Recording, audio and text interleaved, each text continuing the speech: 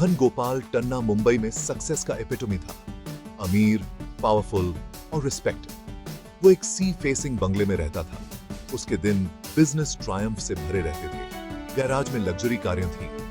फिर भी इतने सब के बावजूद एक वॉइड था। धन गोपाल एक पक्का एथियस्ट था। उसे लगता था कि जो दिख सकता है वही रियल है। उसकी वाइफ सुनीता और बच्चे बहुत फेथफुल थे। उनकी सुबह प्रेयर से शुरू होती थी। सुनीता बस मुस्कुराकर कहती, एक दिन तुम्हें भी अपना रास्ता मिल जाएगा। धन गोपाल इन रिचुअल्स को कल्चरल मानता था, डिवाइन नहीं। उसे नहीं पता था एक तूफान आ रहा था जो उसकी सच्चाइयों को चैलेंज करेगा। धन गोपाल का एथिज्म लॉजिक और एजुकेशन पर बेस्ड था। वो फेथ को रीजन का ऑपोजिट मानता था। उसे लगता था कि इंसान ने गॉड्स को इन्वेंट किया है अननोन को एक्सप्लेन करने के लिए, और अब साइंस ने ऐसे बिलीव्स को ऑब्सोलीट कर दिया है। फिर भी वो एथिक्स और करुणा वाला इंसान था। वो कहता था, अगर हमें देखने के लिए कोई गॉड नहीं है तो हमें एक दूसरे को देखना चाहिए। उसकी फिलैंथ्रोपी सेक्युलर थी। उसने स्कूल और हॉस्पिटल बनाए, मंदिर नहीं।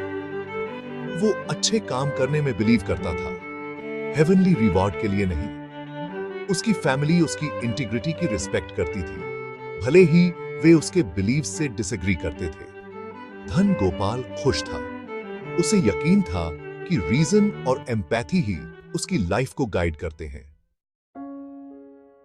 एक दोपहर एक शांत साधु सुनीता के घर आए। सुनीता ने साधु से अपने स्केप्टिकल हस्बैंड को गॉड के बारे में समझाने को कहा। साधु मुस्कुराए, बिलीफ पर्सनल है, लेकिन मैं एक पर्सपेक्टिव शेयर करता हूं। गॉड के 3 forms, Brahma the creator, Vishnu the preserver और शिव द डिस्ट्रॉयर। धन गोपाल ने सुना और वो इंट्रीग्ड हुआ।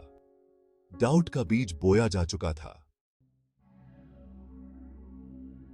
हफ्तों बाद धन गोपाल ने हार्टली के लिए एक नाइट ट्रेन कॉट। उसे एक गहरा अनसेटलिंग सपना आया।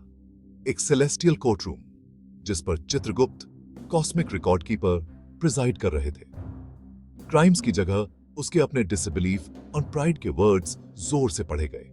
उसने अपनी लाइफ की फ्लैशेस देखी, फेथ को डिसमिस करते हुए अपनी चैरिटी के पीछे के मोटिव्स पर सवाल वो करते हुए।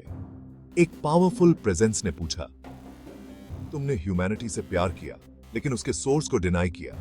तुमने पेंटिंग की तारीफ की लेकिन पेंटर का मजाक उड़ाया। वो डरकर वोक अप। ठीक उसी समय ट्रेन एक वायलेंट क्रैश में डिरेल हो गई। जैसे ही कॉन्शियसनेस फीकी पड़ने लगी, साधु के डिस्ट्रक्शन के बारे में वर्ड्स उसके दिमाग में गूंजने लगे। उसे डर के साथ एहसास हुआ वो गॉड के तीसरे फॉर्म से मिलने वाला था। लाइफ और डेथ के बीच के वॉइड में धन गोपाल ने डिस्ट्रक्शन का एक कॉस्मिक डांस देखा। गैलेक्सीज टकरा रही थी, तारे फट रहे थे। जो कुछ भी उसे वैल्यूएबल लगता था वो कुछ नहीं बचा। उसे पूरी तरह से इनसिग्निफिकेंट महसूस हुआ। उसकी लॉजिक और प्राइड इस फोर्स के सामने पावरलेस थे। पहली बार उसने एग्जिस्टेंशियल टेरर और ओवरवेलमिंग रिग्रेट एक्सपीरियंस किया। उसने अपनी वाइफ का पेशेंट फेथ, अपने बच्चों की इनोसेंस और अपना खुद का एरोगेंस देखा। उसे एहसास हुआ कि वो अंधा था, दुनिया को एनालाइज कर रहा था लेकिन उसके सोर्स को देखने से मना कर रहा था।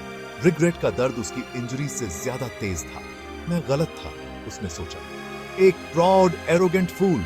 उसने माफी मांगी, रेस्क्यू के लिए नहीं बल्कि अपनी ब्लाइंडनेस के लिए। जैसे ही डिस्ट्रक्शन तेज हुआ, उसने अपना प्राइड सरेंडर कर दिया और पहली बार प्रेयर की। उस साइलेंट प्रेयर में उसने फाइनली डिवाइन को एक्नॉलेज किया। धन गोपाल हॉस्पिटल में उठा। सुनीता उसके पास थी। उसकी आंखों में रिलीफ के आंसू थे। क्रैश का एक्सपीरियंस लाइफ से ज्यादा रियल लगा।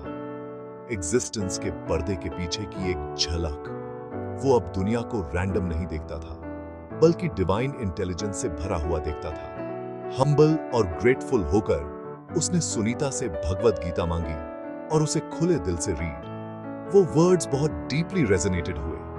धर्म और कर्म के कॉन्सेप्ट्स अब सच्चे लगे।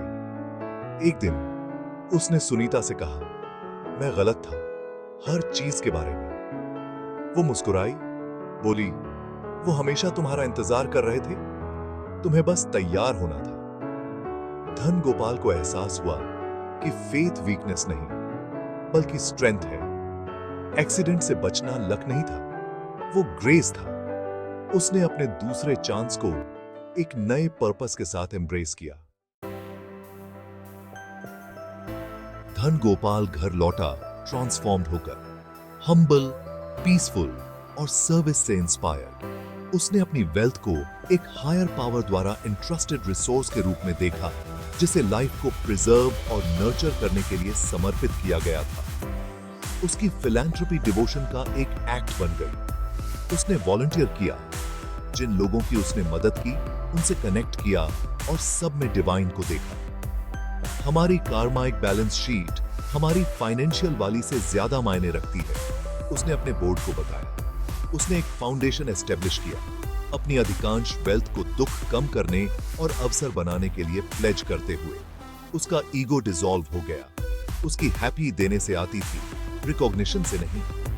हर सुबह वो घर के मंदिर में खड़ा होता था, उस शक्ति के लिए साइलेंटली ग्रेटफुल जिसने उसे ट्रांसफॉर्म्ड किया था।